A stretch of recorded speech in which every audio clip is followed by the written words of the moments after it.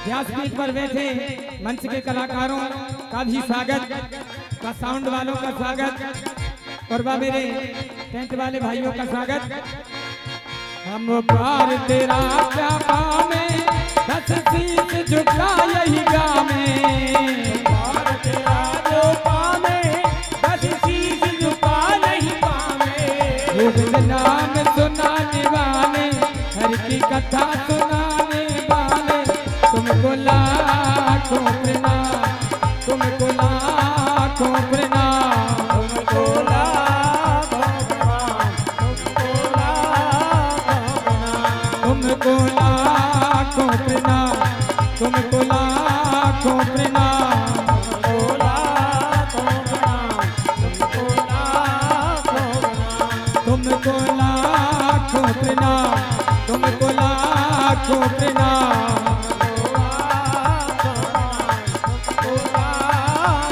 लाखों प्रणाम। बोलिए व्यास जी महाराज की जय हो। सुनील जी। ओम मंगलम भगवान विष्णु, मंगलम गरुड़ध्वज, मंगलम पुंडरीकाच, मंगलाय स्तनोहरि श्री कृष्णाय वासुदेवाय, हरे परमात्मने, प्रणतक्लेशनाशाय गोविंदाय नमो नमः। स्वस्ति न इंद्रो वृतः सर्वः, स्वस्ति न विश्ववेदाः, स्वस्ति नस्तच्छो अरिष्टनेमि, स्वस्ति नो बृहस्पतिर्दधातु दधातो नमः। हरि ओम श्री कृष्णाय वासुदेवाय, हरे परमात्मने, प्रणतक्लेशनाशाय गोविंदाय नमो नमः।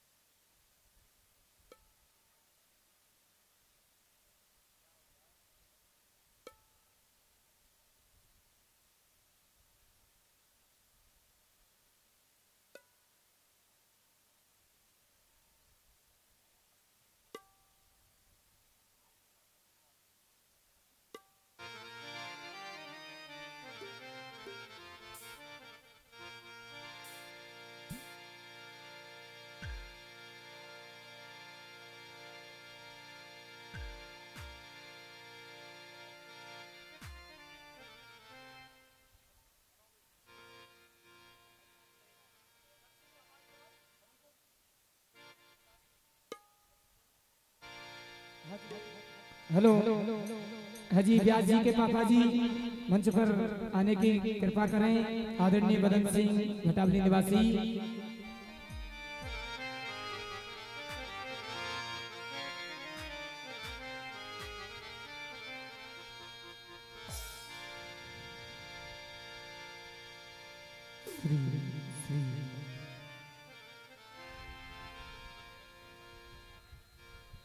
जजमान जी खूब बड़ी बरस रहे, प्रतिदिन सम्मान करना बहुत अच्छी बात है।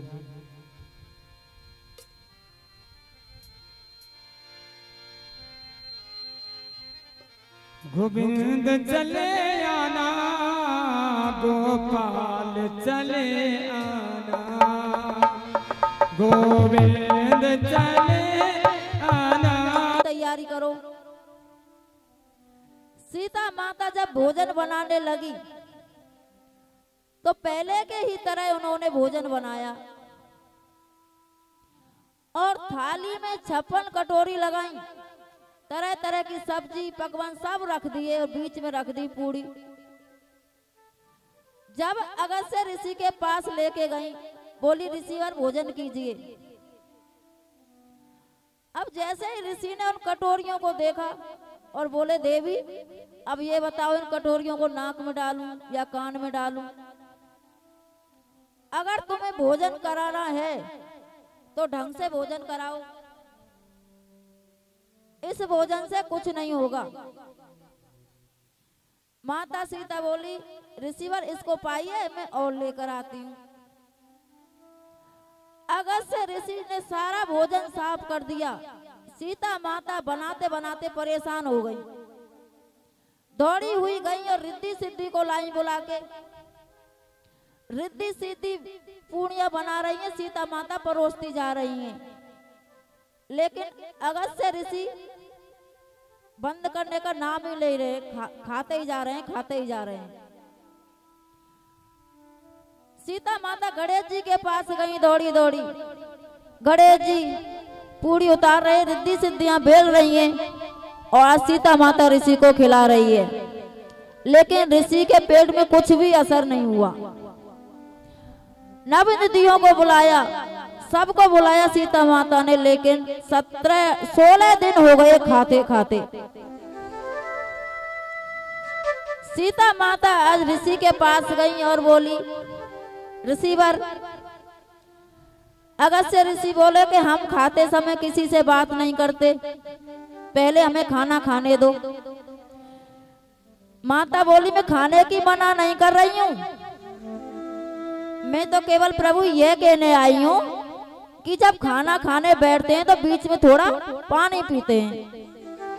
जब आधा भोजन हो जाए तो बीच में पानी पीना चाहिए। अगस्त्य ऋषि बोले, आधा भोजन होगा देवी तब बता दूंगा। अब माता घबरा गई, मैंने अभी 16 दिन भोजन करते करते हो गए, अभी आधा भोजन नहीं हुआ है। 17वां दिन आया, सीता माता आज प्रभु राम के पास गई हैं। बोली, प्रभु ये क्या हो रहा है, रोकिए, मैं परेशान हो गई बनाते बनाते, लेकिन ऋषि तो खाने से हट ही नहीं रहे हैं और पानी पीने का भी नाम नहीं ले रहे हैं। आज प्रभु राम ऋषि के पास गए और अगस्त्य ऋषि को इशारा किया, क्या ऋषिवर बस करो, सीता परेशान हो गई है, देवी परेशान हो गई है। ऋषिवर बोले, ठीक है, अब पानी ले आओ। सीता माता ने कहा, जब भोजन करते करते 17 दिन हो गए तो इतना पानी कहां से लाऊंगी, इतना पानी कहां से लाऊंगी मैं, पानी की व्यवस्था नहीं होगी हमारे पास। तो प्रभु राम ने कहा, ऋषिवर, आप तो कई कई युग हो जाते हैं, आपको खाना नहीं खाते हैं, कई कई युग में खाना खाते हैं, तो समझ लीजिए कि ये त्रेता युग है। जब मैं द्वापर युग में गोवर्धन पर्वत को धारण करूंगा तो इंद्र मूसलाधार वर्षा करेगा, तो उस जल को तुम ग्रहण करना, पीना। अगस्त्य ऋषि बोले, ठीक है, एक समाधि लगाई और द्वापर युग आया। तो जब इंद्र ने मूसलाधार वर्षा की तो आज कृष्ण भगवान ने ऋषि को याद किया, बाबा जहां भी हो जल्दी आइए। तो आज अगस्त्य ऋषि जलपान कर रहे हैं, शेषनाग ने बांध लगाया है और सुदर्शन चक्र जल को सुखा रहे हैं। और जानी गिरवरिया धरियो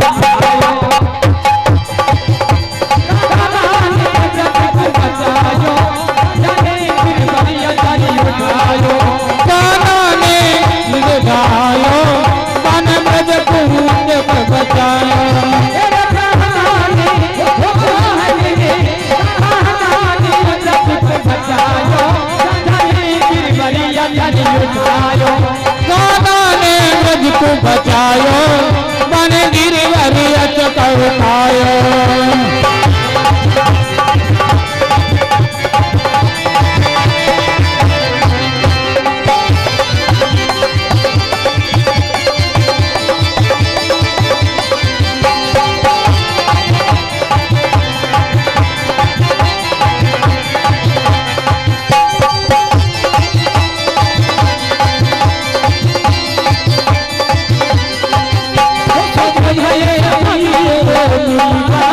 से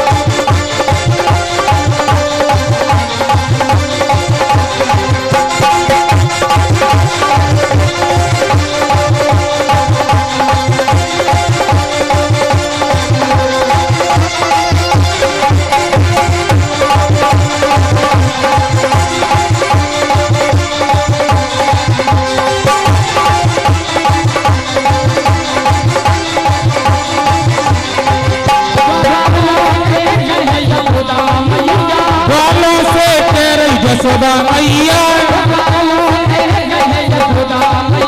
ग्वालों से के यशोदा मैया रमान करो चैया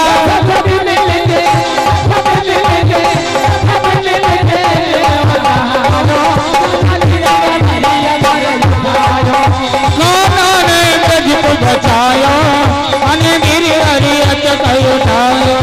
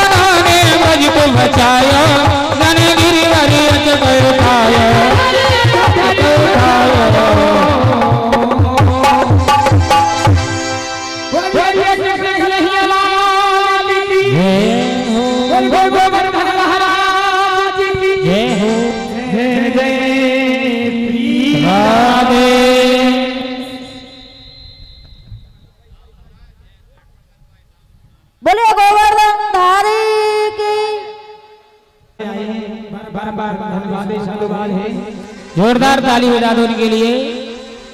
स्वागतम स्वागतम स्वागतम स्वागतम शुभ स्वागतम स्वागतम शुभ स्वागतम स्वागतम शुभ स्वागतम स्वागतम शुभ स्वागतम स्वागतम शुभ स्वागतम स्वागतम शुभ स्वागतम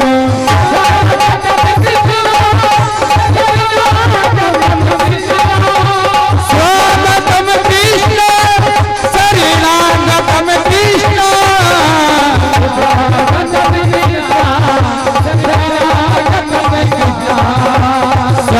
स्वागतम कृष्ण शरणागतम कृष्ण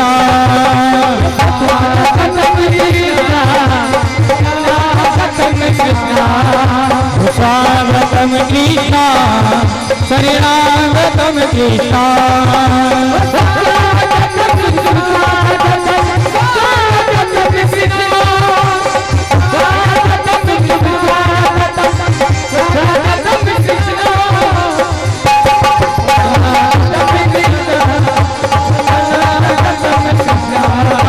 स्वागतम कृष्ण शरणागतम कृष्ण शरणागतम कृष्ण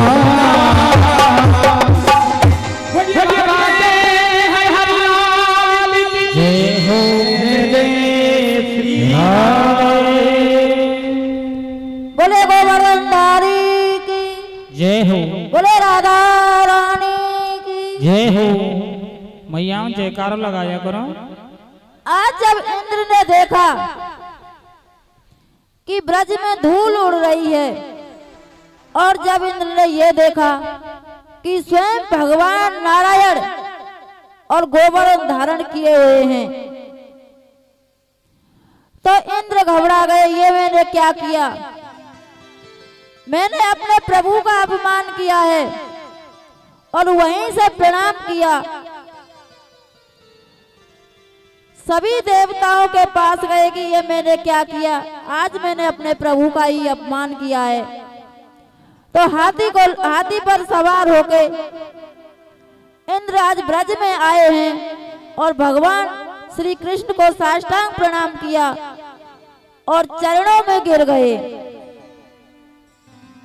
प्रभु गलती हो गई, क्षमा कर दीजिए। आज कन्हैया से इंद्र बोले कि अब मैं भी, मुझे स्वर्ग नहीं चाहिए, वैकुंठ नहीं चाहिए, मुझे गद्दी नहीं चाहिए, और आज मैं भी इस गोवर्धन की तलहटी में ही वास करूंगा, गोवर्धन की तलहटी में ही रहूंगा, मैं यहाँ से नहीं जाऊंगा। भगवान कृष्ण ने कहा, अरे तुम्हारे स्वर्ग में जो आनंद है वो यहाँ कहाँ है, अपने स्वर्ग में जाओ, वहां तो एसी है, गद्दे हैं, सब है, यहाँ क्या है, यहाँ तो ब्रज में धूल ही उड़ती है। नहीं प्रभु, मुझे नहीं जाना है, और मुझे तो तलहटी में ही, गोवर्धन की तलहटी में ही वास करना है। आज कन्हैया ने इंद्र को समझाया। श्री सुखदेव जी महाराज वर्णन कर रहे हैं, हे राजन परीक्षित,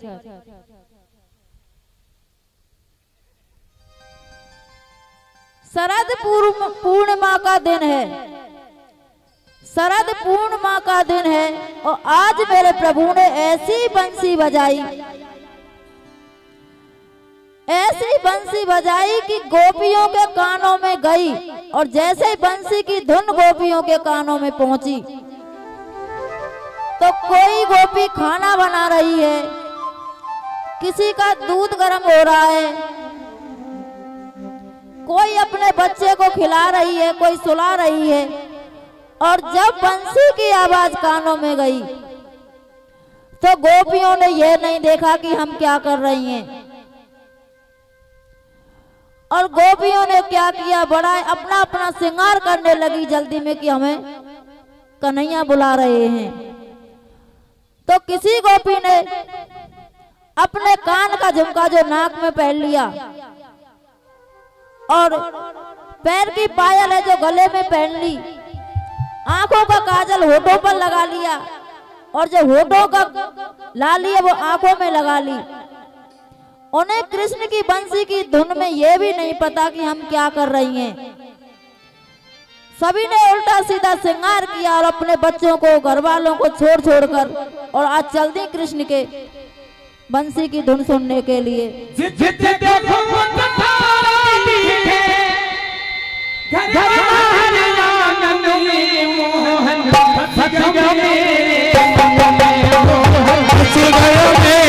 मन में आहन बस गया मेरे मन में,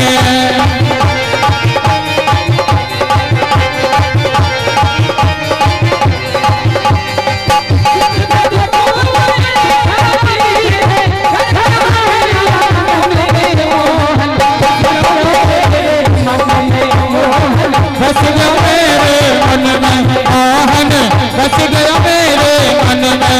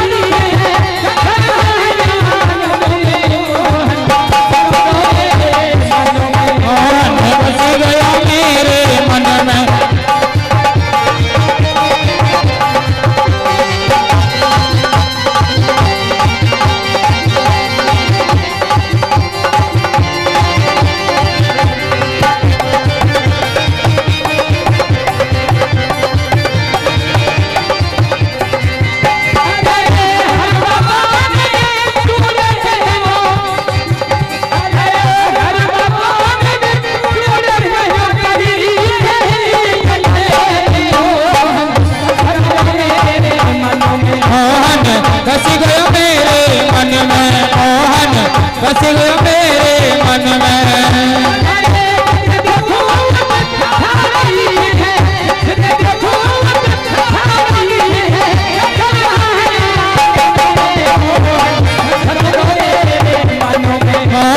बस गयो मेरे मन में। का सम्मान करते हुए आदरणीय मेरे चाचा श्री विजय सिंह जी और हमारे चाची जी व्यास जी का सम्मान करते हो मंच पर आइए। स्वागतम शुभ स्वागतम स्वागतम शुभ स्वागतम स्वागतम शुभ स्वागतम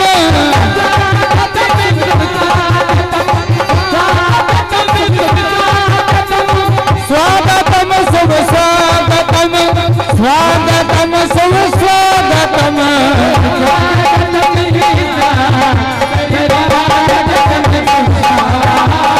स्वागतम कृष्णा शरणागतम कृष्णा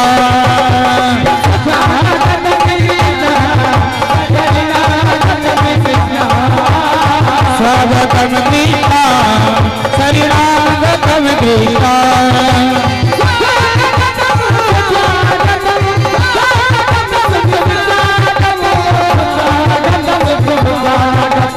स्वागतम कृष्णा शरणागतम कृष्णा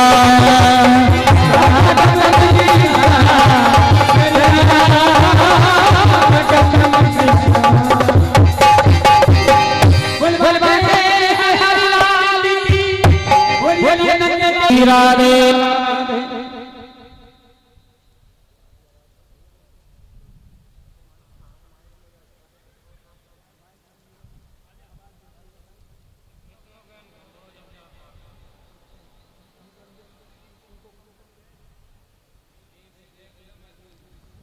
ठाकुर जी इन पर अपनी कृपा दृष्टि बनाए रखे, इनके लिए जोरदार ताली बजा दो। ससुर की सेवा करो, पतियों की सेवा करो। गोपी बोली हम नहीं जाएंगे, तो कन्हैया कह रहे हैं कि पति धर्म में इतनी ताकत है। सुनो तुम जो पति की सेवा करती है ना, पति की सेवा करने में इतनी ताकत है कि तुम्हें बताऊं कि एक पतिव्रता स्त्री थी, वो अपने पति की सेवा करती। एक दिन उसके पति कहीं बाहर चले गए और वो बाहर से आए तो पत्नी ने उनका स्वागत किया, पानी लेकर गई, पानी पिलाया और आराम से बैठा लिया अपने पास। हवा करने लगी और हवा करने लगी तो उसके पति को आ गई नींद, और नींद आ गई तो पति का सिर पत्नी के पैरों पर था और पैरों पर सिर रख के उसका पति सो गया। और इधर उसका 15 महीने का बच्चा आग की अंगीठी के पास खेल रहा था। उसने देखा कि मेरा बच्चा आग की अंगीठी के पास खेल रहा है, कहीं ऐसा ना हो कि ये अंगीठी में गिर जाए। देखते ही देखते और उसका बच्चा अंगीठी में गिर गया। जैसे ही उसने देखा कि बच्चा आग की अंगीठी में गिर गया है, उसने आंखें बंद कर ली, लेकिन खड़ी नहीं हुई। क्यों? अगर मैं खड़ी हो जाऊं यहाँ से तो पति की नींद खुलेगी, मेरा पति धर्म नष्ट होगा, और अगर नहीं जाऊं तो बच्चा जल जाएगा। तभी उसकी आंखों से आंसू निकले, तो आंसू निकलकर जैसे ही पति के सिर पर गया तो उसकी आंखें खुल गईं। जैसे ही पति की आंखें खुली और दौड़ती हुई उसने बच्चे को गोद में ले लिया। और जब बच्चे को गोद में लिया तो क्या देखा कि बच्चा खेल रहा है, बिल्कुल सुरक्षित है, बिल्कुल सुरक्षित है। तो आज कन्हैया बोले कि देखा, पति धर्म में इतनी ताकत है कि आग में भी बच्चा खेल रहा है, कुछ नहीं हुआ उसका। तो आज गोपियां कहने लगी कन्हैया से कि कन्हैया आइए इस जोरदार तालियों के साथ सम्मान किया जाए मेरे भाई का। बहुत धन्यवाद।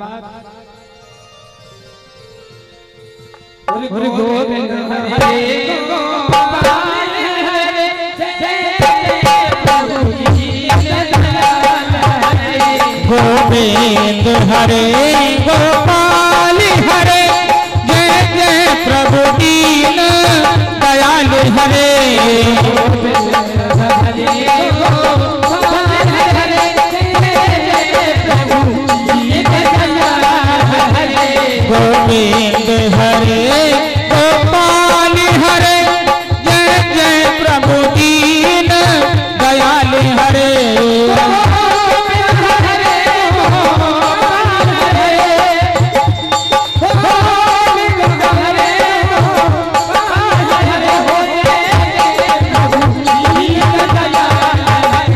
गोविंद हरे गोपाल हरे, जय जय प्रभु दीन दयाल हरे।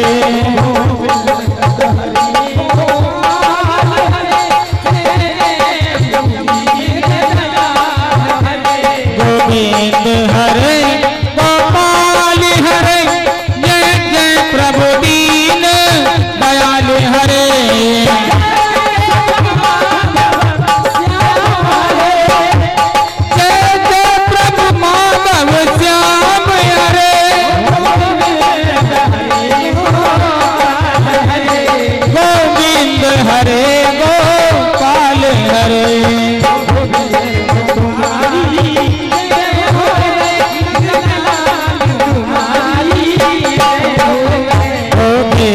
तुम्हारी जय हो गए, नंदलाल तुम्हारी जय हो गए।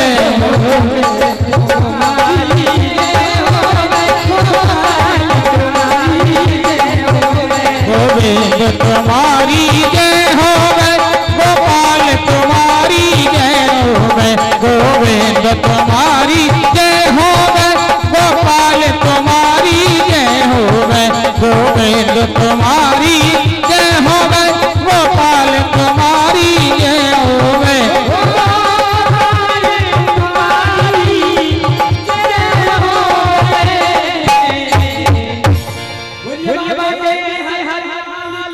जय जय श्री राम।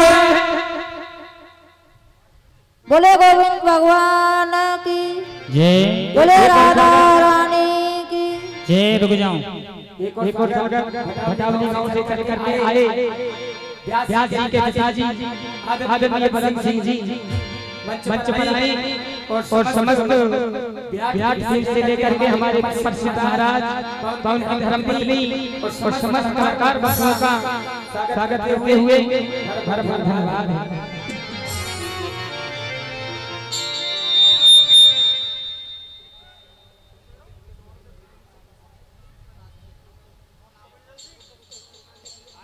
आइए ये दान की श्रृंखला में दान और आया है 100 रुपये आदरणीय पूरन सिंह सनोप रामजी लाल और 2100 रुपये आदरणीय राजेंद्र सिंह सनोप ग्यासी। इनके लिए जोरदार ताली बजा दो। धन्यवाद आदरणीय राजेंद्र सिंह जी के लिए। ठाकुर जी इन पर अपनी कृपा दृष्टि बनाए रखें, इनके भंडार भरे रखें। श्री राधेश्याम। आइए जोरदार ताली बजाते हैं सभी के लिए। आदरणीय हमारे जो स्वागत सम्मान कर रहे हैं इनके लिए भी धन्यवाद।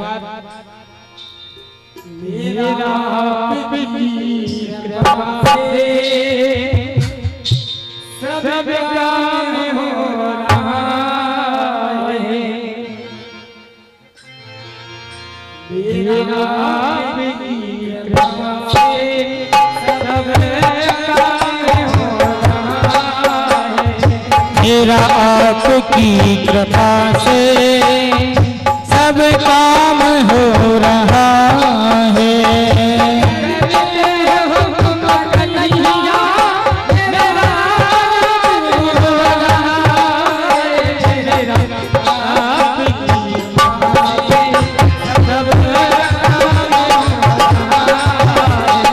मेरा आपकी कृपा से सब काम हो रहा है।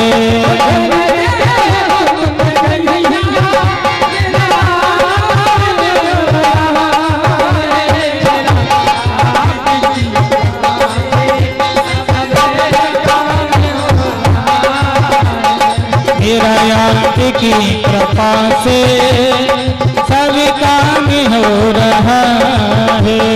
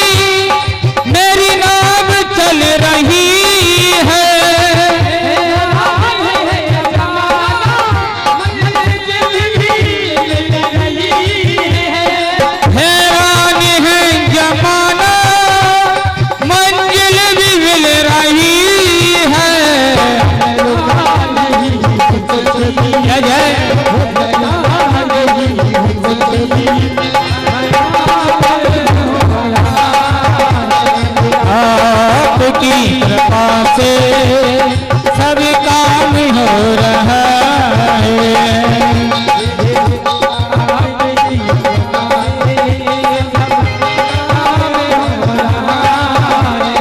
मेरा आपकी कृपा से सब काम हो रहा है।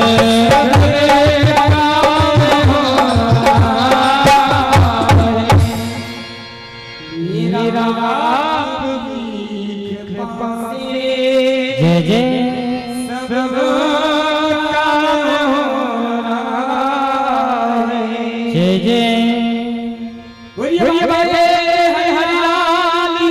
जय हो। जयकारा तो कोई लगा भी नहीं। जल सिंह भैया जोर से लगवा दे तो एक बार से आपके यहाँ फूल फाट हमें हमारे आदरणीय पंडित जी भूपेंद्र जी भूदेव जी सनो काशीराम पटवारी साहब के सुपुत्रों गांव भटावी से व्यास जी महाराज जी का सम्मान करते हुए समस्त स्टाफ का बारंबार आभार है। हाँ जी, पंडित जी ने वो काम कर दिया। आदरणीय पंडित जी ने वो काम कर दिया। व्यास जी को नोटों की माला पहना करके माला माल कर दिया। जोरदार ताली बजा दो पंडित जी के लिए। धन्यवाद पंडित जी के लिए, इनका भाव अच्छा है। सीध रहे बेचारे।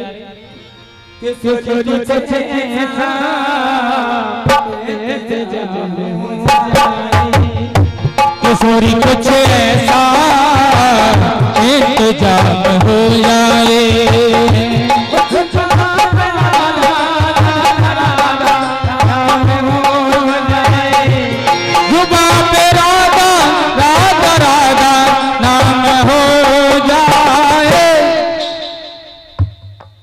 भूदेव जी द्वारा हमारे पंडित जी सुनील शास्त्री जी का मान सम्मान बढ़ाते हुए और साथ में ही आदरणीय भाई भूदेव भैया जी हमारे बड़े वाले भैया सतीश जी का सम्मान करते हुए बार-बार धन्यवाद है। और इनका छोटा भाई चौधरी जली सिंह गांव भटावी निवासी इन्हीं के गांव से वो भी हमारा सम्मान करते हैं। और कवई से कराए आए जो टेंट की व्यवस्था आप देख रहे हैं भाई लल्लू भैया को मेरे पास से सम्मान ले जाए शायद वो नहा रहे हैं। बार-बार धन्यवाद है। और ये साउंड वाले भैया साउंड वाले भैया का भी साउंड प्रकाश दीजिए साउंड नगर निवासी और झांकी वाले छोरा कौन करावली से आए झांकी वाले भैया संतोष जी बर धन्यवाद हैं और और ये 5 से 51 रुपए जो कि हमारी जो बेटी कथा पढ़ रही है रजी दीदी इनके सम्मान में कपड़ों के लिए 550 रुपए का पुरस्कार देते हैं बर धन्यवाद है।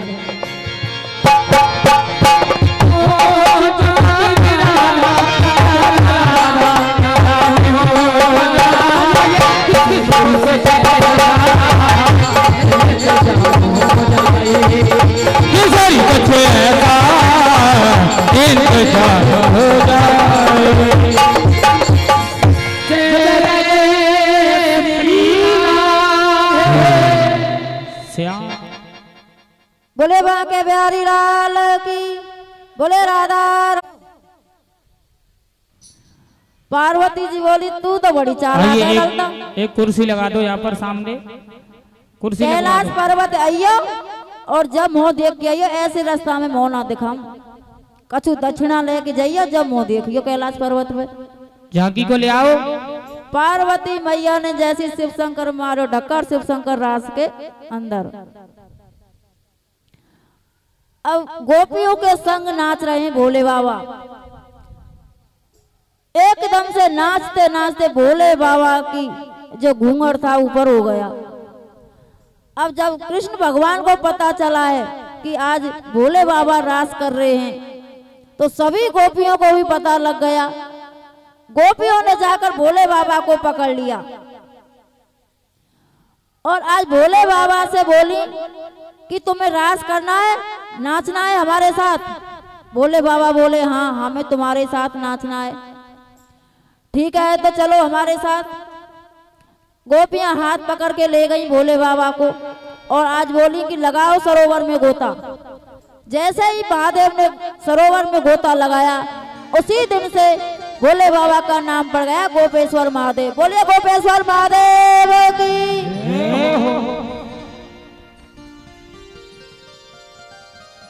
भोले बाबा का नाम उसी दिन से गोपेश्वर महादेव पड़ गया और आज सभी गोपियों के साथ भोले बाबा भी रास कर रहे हैं।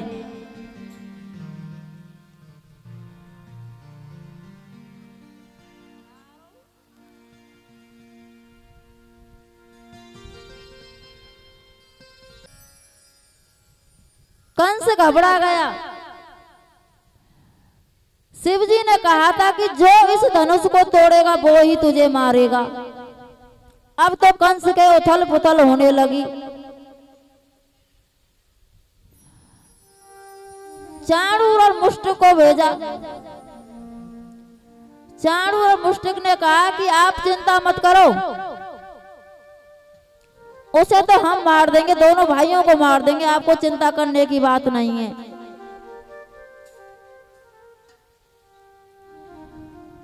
और जैसे ही चाणूर और मुष्टिक ने कन्हैया को पकड़ लिया और मुष्टिक ने बलराम को पकड़ लिया। कन्हैया ने आज चाणूर का उद्धार किया है और बलराम ने मुष्टिक का प्रहार किया और उसकी भी दम निकल गई। बोलिए कृष्ण भगवान की।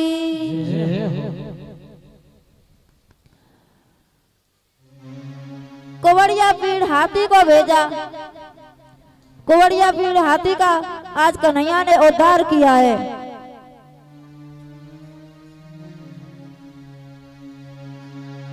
कंस का सिंहासन ऊंचा था। आज कन्हैया कंस के यहाँ पहुंच गए और उछल के कन्हैया कंस के आसन पर पहुंच गए। जैसे ही कंस के सिंहासन पर पहुंचे हैं तो कन्हैया ने कंस का मुकुट गिरा दिया और कसकर कंस के केसों को पकड़ लिया। कसकर कंस के केसों को पकड़ा है तो कंस आवाज लगाने लगा, अरे चाणूर बचाओ, अरे मुष्टिक कहाँ है, बचाओ मुझे।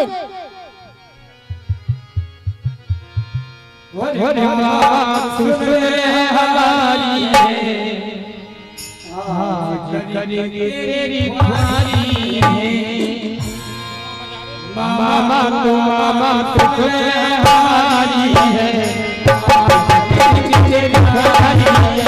मामा तो सुन ले हमारी है, आज करेंगे तेरी ख्वारी है। मामा तो सुन ले हमारी है, आज करेंगे तेरी ख्वारी है। मामा तो सुन ले हमारी है, आज करेंगे तेरी ख्वारी है।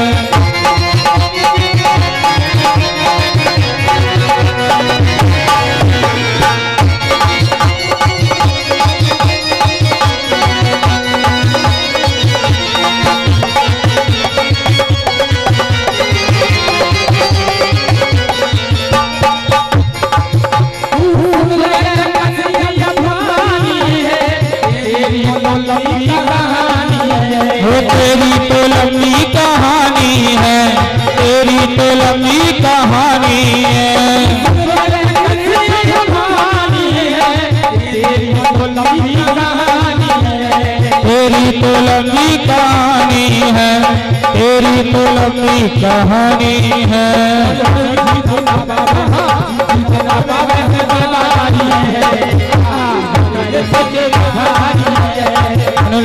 हवा हमारी है, आज तुम्हारी बारी है।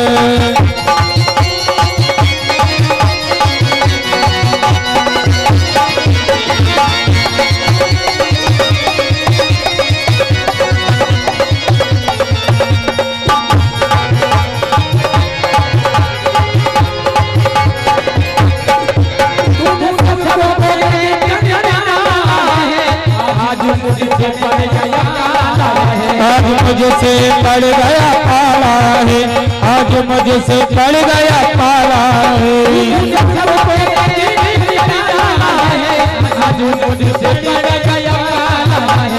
मुझसे पड़ गया पाला है, आज मुझसे पड़ गया पाला है।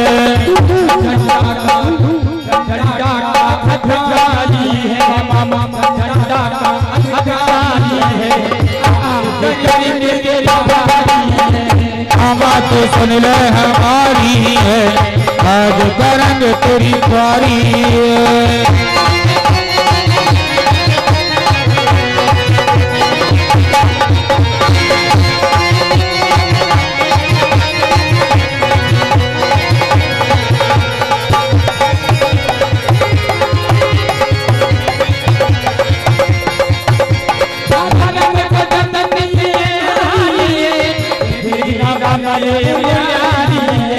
रवीना मरे मुरारी है, रवीना मरे मुरारी है।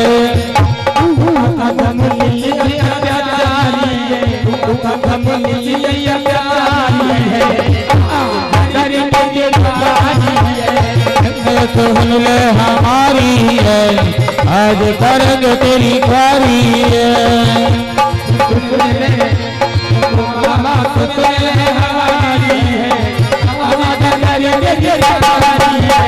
मामा तो सुन ले हमारी है, आज करेंगे तेरी ख्वारी है।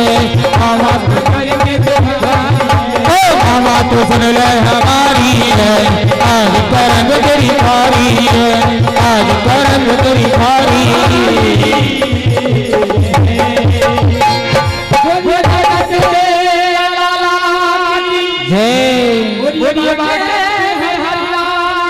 जय हो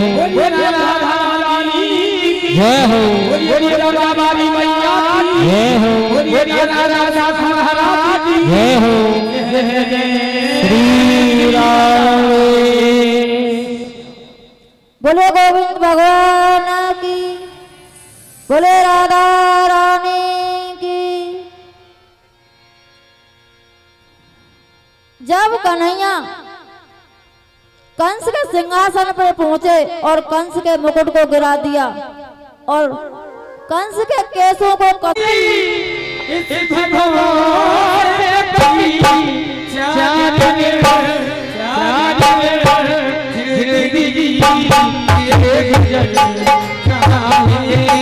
चार दिन गुजर जाएंगे।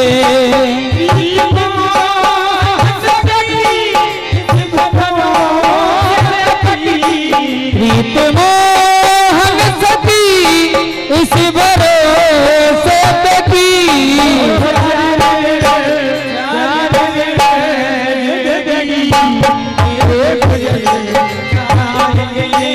चार दिन जिंदगी के गुजर जाएंगे।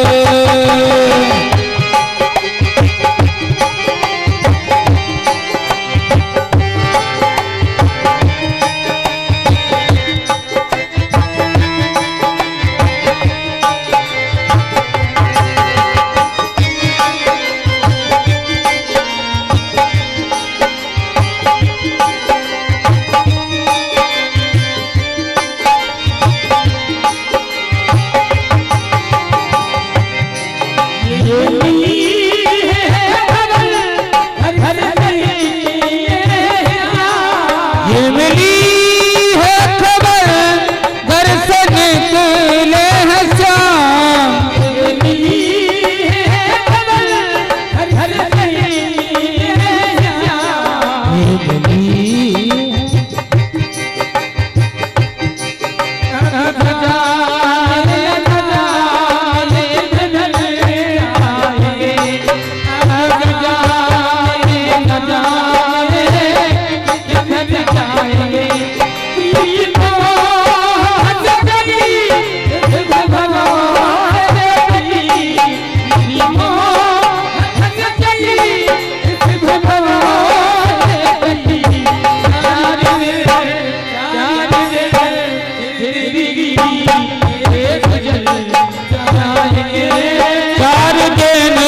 जिंदगी के गुजर जाएंगे।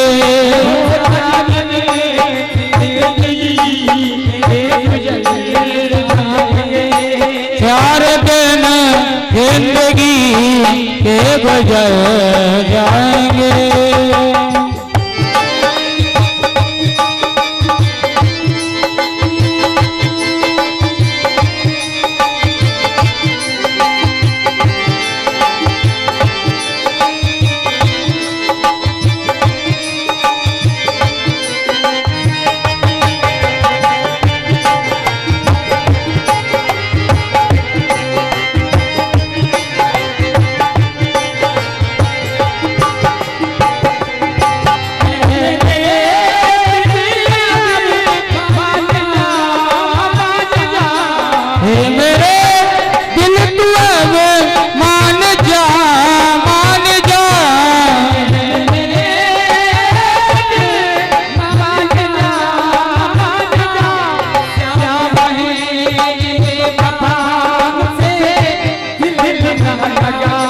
श्याम है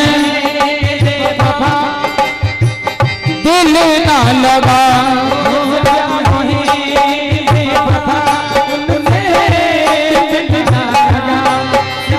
है बेवफा उनसे दिल ना लगा।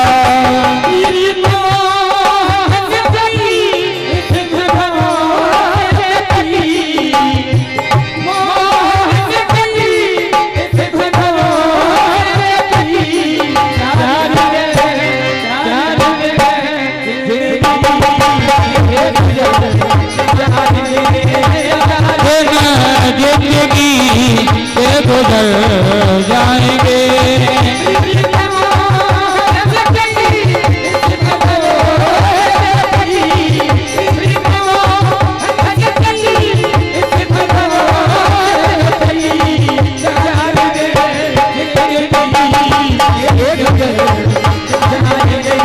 सारे दिन जिंदगी से गुजर जाएंगे। सारे दिन जिंदगी से गुजर जाएंगे। सारे दिन जिंदगी से गुजर जाएंगे।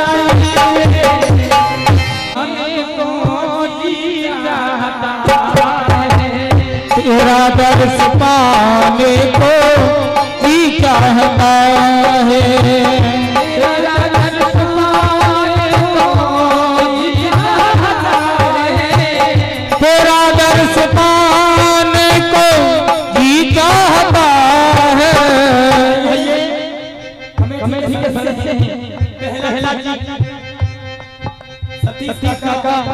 लल्लू जी, ओमकार, बक्सराज, महेश गुल्लू, राजकुमार, धर्मी जी और ये तेरा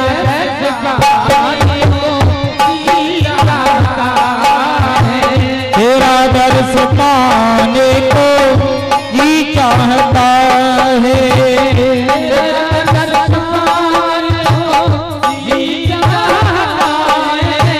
तेरा दर्श पाने को जी चाहता है,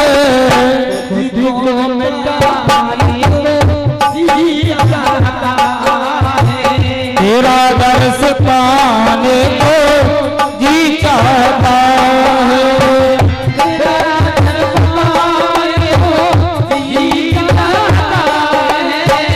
तेरा दर्श पाने को जी चाहता है।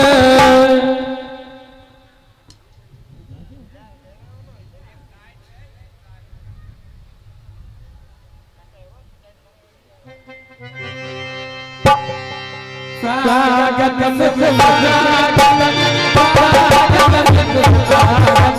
स्वागतम शुभ स्वागतम, स्वागतम शुभ स्वागतम,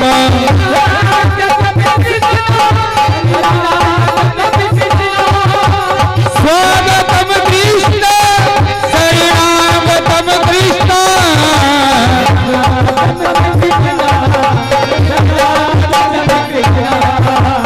स्वागतम कृष्ण शरणागतम कृष्ण,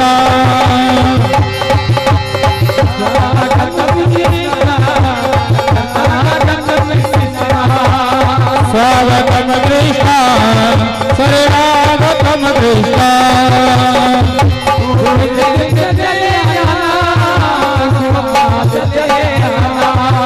गोविंद चले आना, गोपाल चले आना,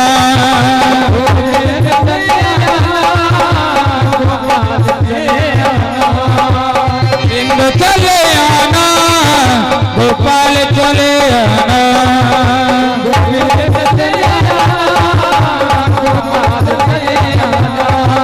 गोविंद चले आना, गोपाल चले आना।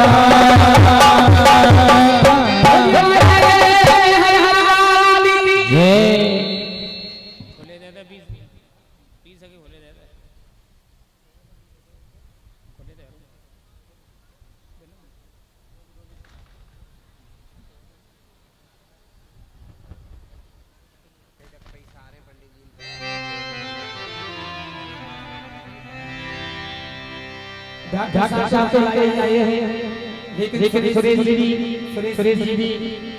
प्रसिद्ध जी के लिए, उनकी धर्मपत्नी के लिए साड़ी और कपड़ा लेके आए, और वही कवि से मेरे भाई प्रसिद्ध और उनकी धर्मपत्नी के लिए लेके आए। धन्यवाद है, साधुवाद है, तालियों से स्वागत किया जाए साहब, तालियां।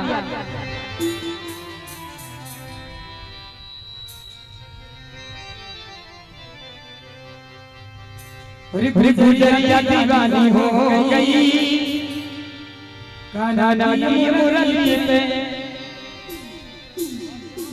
गुजरिया दीवानी हो गई कान्हा की मुरली पे, गुजरिया दीवानी हो गई कान्हा की मुरली पे, गुजरिया दीवानी हो गई कान्हा की मुरली पे, गुजरिया दीवानी हो गई कान्हा की मुरली पे,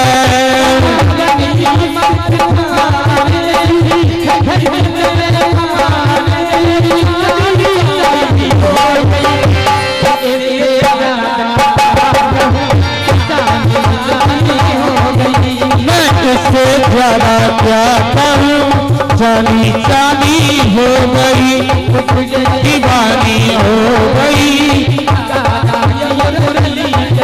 गुजरिया दीवानी हो गई कान्हा की मुरली पे, गुजरिया दीवानी हो गई कान्हा की मुरली पे, गुजरिया दीवानी हो गई कान्हा की मुरली पे।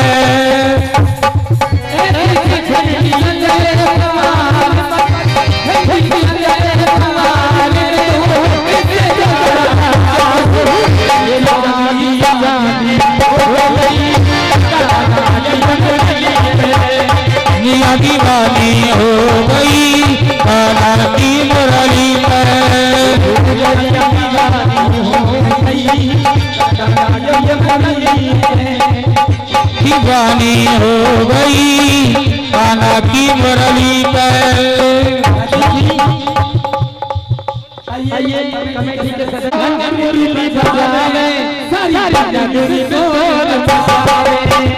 मुरली मोहन मुरली बजावे हरो जग में शोर मचावे।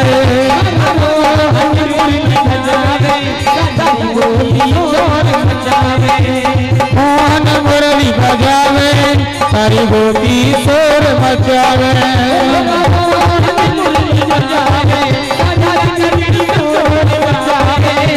मुरली मधुर बजावे सारी नगरी में शोर मचावे।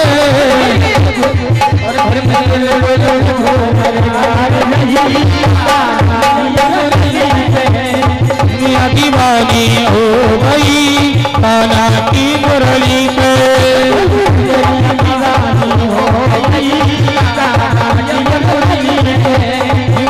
दीवानी हो गई कान्हा की मुरली पे।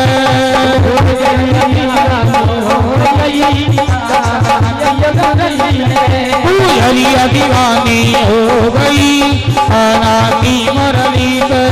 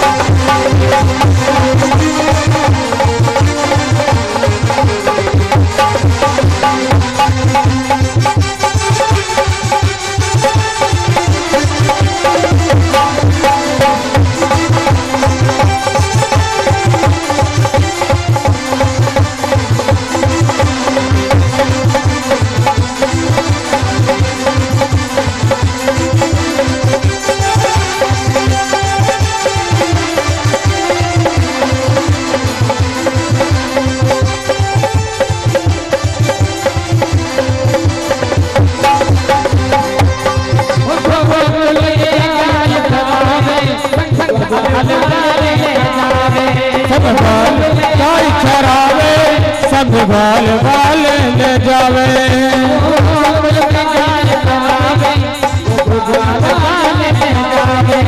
तो बिल में गाय चरावे सब बाल बाल ले जावे।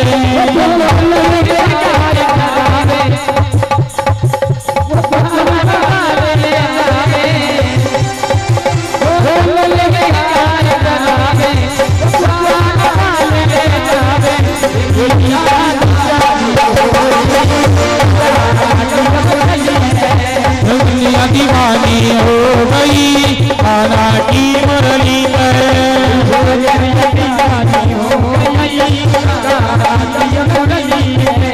कन्या दीवानी हो गई कान्हा की मुरली पर।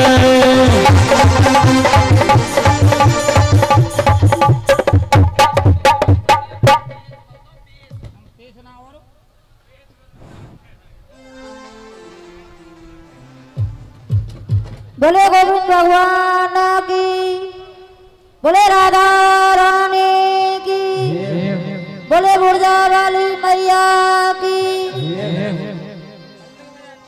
जब उद्धव जी वृंदावन से मथुरा लौटे तो कन्हैया ने पूछा,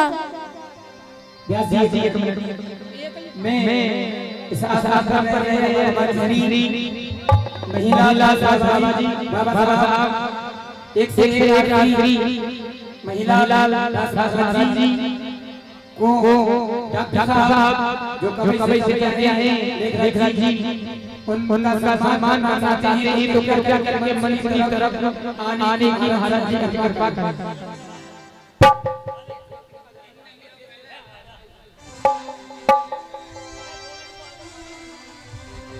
बोले गोविंद भगवान की जय हो।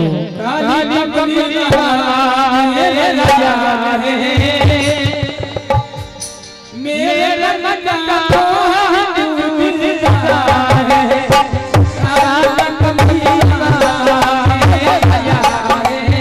यार है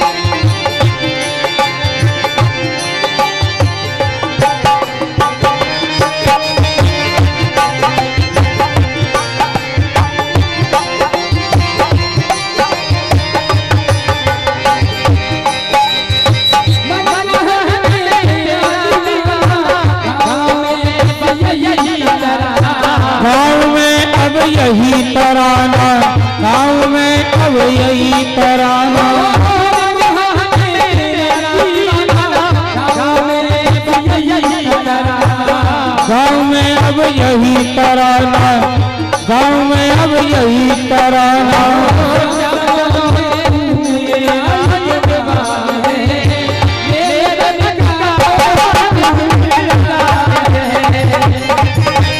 काली कमली लाला मेरा यार है,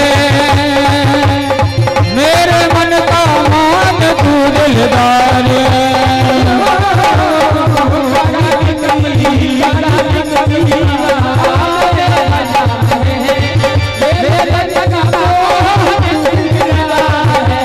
काली कमली लाला मेरा यार है, मेरे मन का मान तू दिलदार है।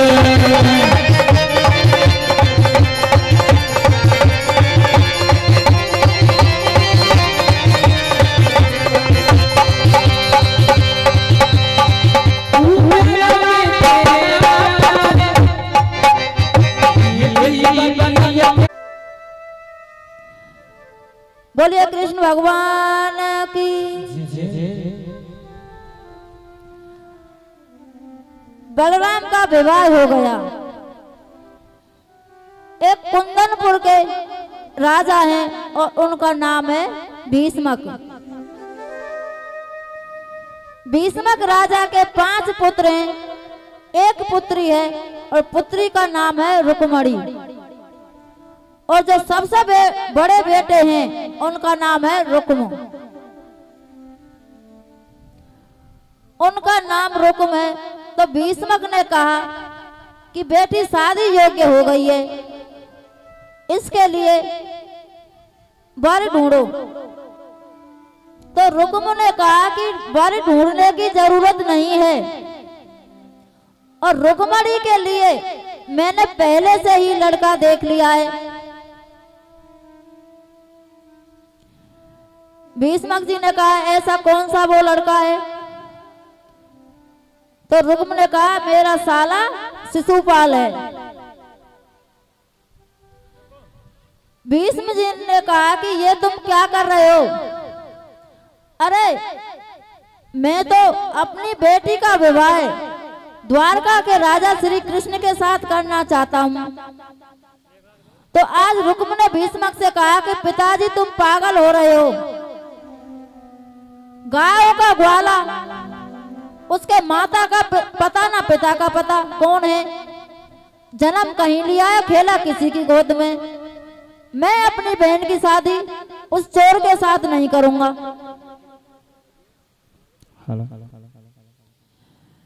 भीष्मक की बात रुक्म ने नहीं मानी और अपने साले शिशुपाल के साथ रुक्मणी की शादी तय कर दी।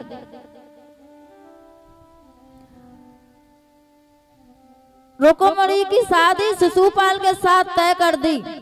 तभी एक पंडित आज भीष्मक के द्वार पर आए और उन्होंने कहा भिक्षाम देहि।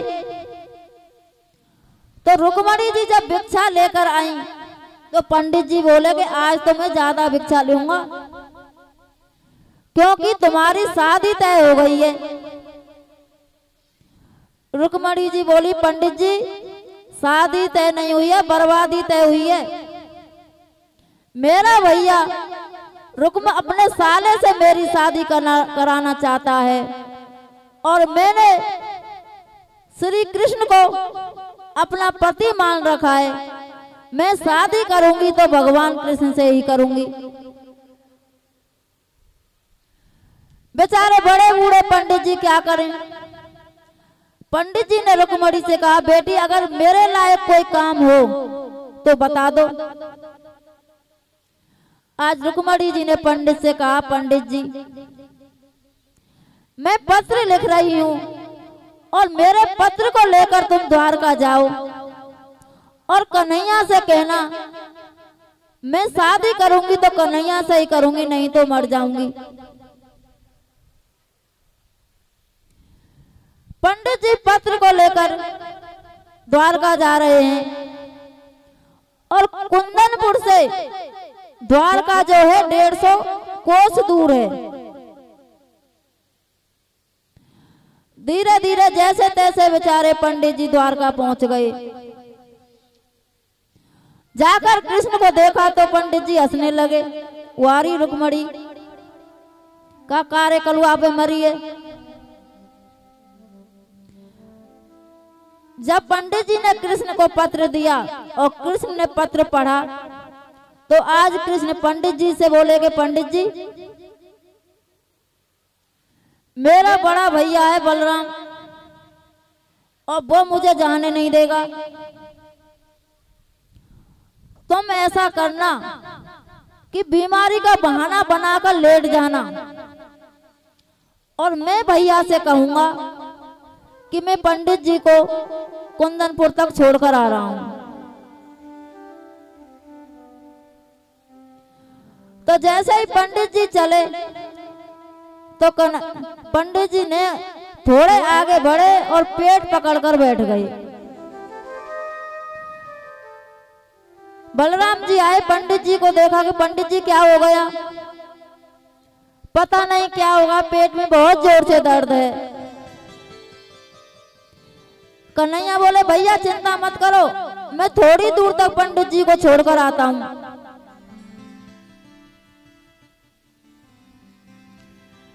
बलराम जी समझ गए कोई ना कोई बात जरूर है। बलराम जी ने कहा ठीक है, लौटकर जल्दी आना, कि चिंता मत करो भैया, यूं गया और यूं आया।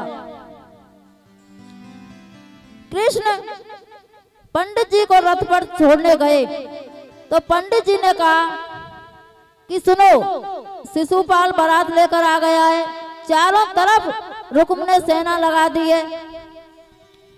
पहले मैं रुक्मणी के पास जाऊंगा और रुक्मणी से कहूंगा कि आप दुर्गा माँ की पूजा करने मंदिर में जाइए। जब रुक्मणी गौरी पूजन के लिए मंदिर में आएगी तो तुम उसे हाथ पकड़ के ले आना, शादी तो तुम्हारी करने नहीं देगा रुकुम। भगवान कृष्ण पंडित जी को लेकर द्वारका में पहुंचे।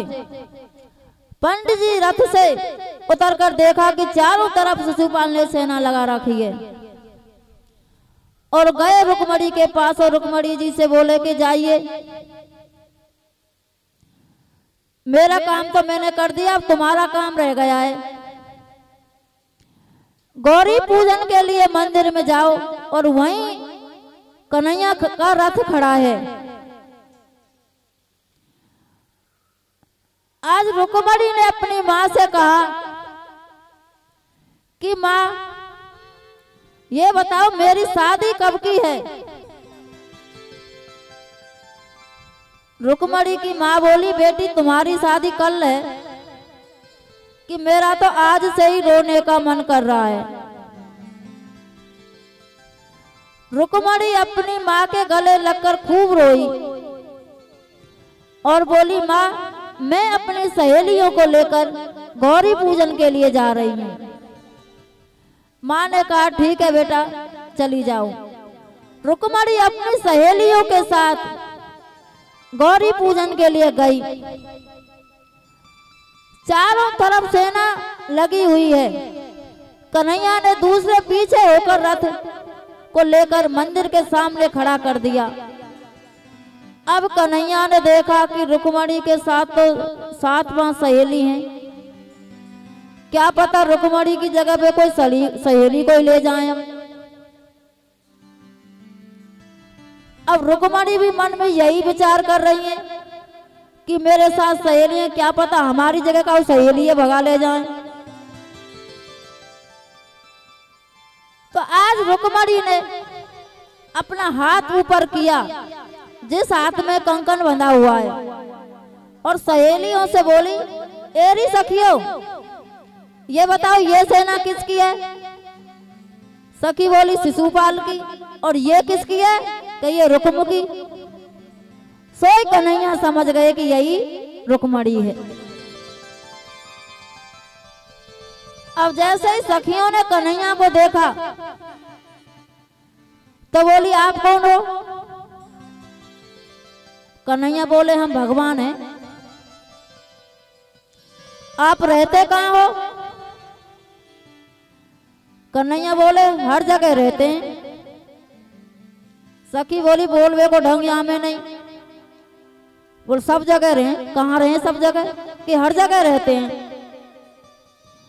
रुक्मणी ने कहा सहेली से ज्यादा बकबक मत करो, चुप रहो, जा काम को आए वाए जान दो। रुक्मणी आगे को बढ़े और बोली कन्हैया से कि ये तुम्हारी जो कमर में ये क्या है, कि ये मेरी बंसी है, कि इस बंसी को थोड़ा बजा के दिखा दो। बन के नहीं बजाऊंगा। कि क्यों नहीं बजाओगे? कि तुम्हें पता है चारों तरफ सेना खड़ी है और मेरी हड्डी पसली बराबर कर देगी। कि दिखा तो दो, कि हाँ देख लो। और जैसे ही कन्हैया ने बंसी को लेकर आगे हाथ बढ़ाया और रुक्मणी ने लेने के लिए हाथ बढ़ाया तो तुरंत कन्हैया ने रुक्मणी का हाथ पकड़ा और रथ में बैठा लिया और ले गए भगा के। कमर को कन्हैया ले गयो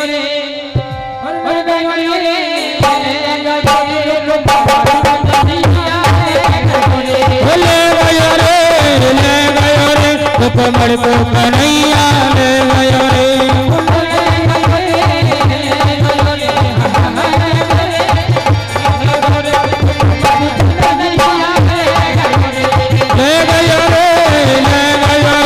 कमर को कन्हैया ले गयो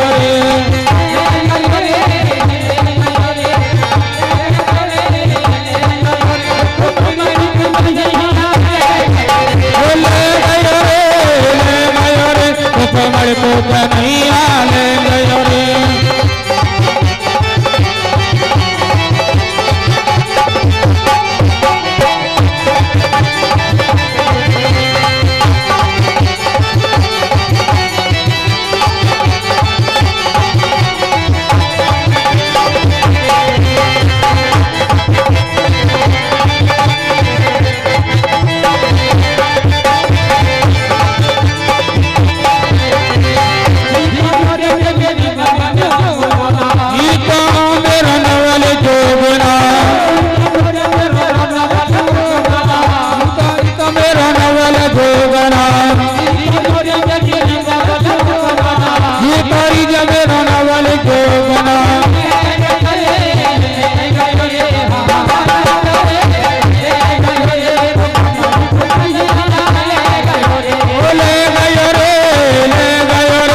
कमर को कन्हैया ले गयो रे।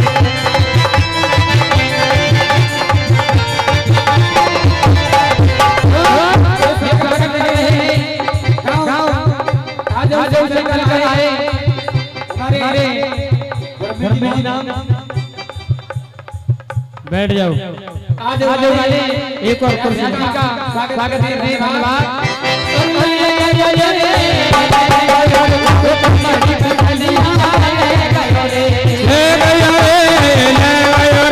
कमर को कन्हैया ले गयो रे,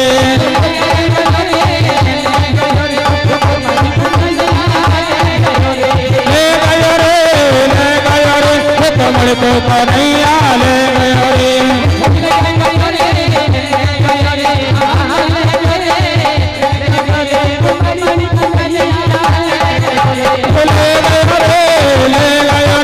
कमर को कन्हैया ले गयो रे, कमर को कन्हैया